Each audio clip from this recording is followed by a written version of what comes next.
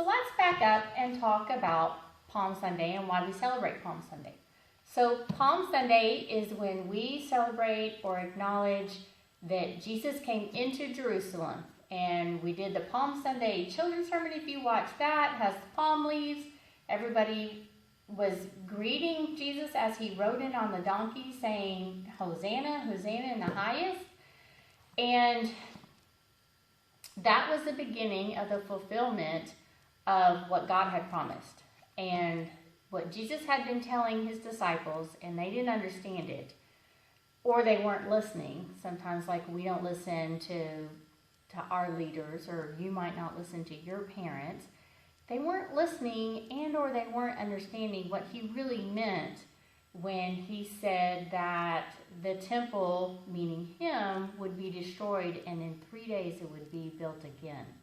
So he was talking about that on Easter, 3 days before, on Good Friday, that's what we celebrate, Jesus was crucified, and then on Easter, he was risen. So going to Jerusalem and coming in on the palms, that's what the people did for him, so that's why we call it Palm Sunday. They laid palm fronds and coats and all on the ground. So he was fulfilling that, and while he's in Jerusalem, before he's crucified, several things happen.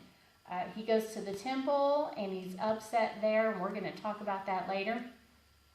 And he has several conversations with people.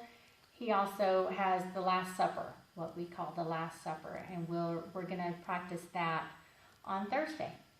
And then on Friday is what we call Good Friday, and that's where we acknowledge, not necessarily celebrate, but acknowledge that he was crucified.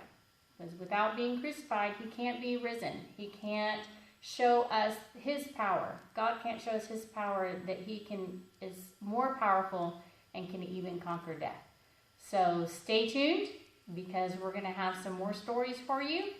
And I want you to come back and see what he does in the temple. Bye, guys. Glad you're here.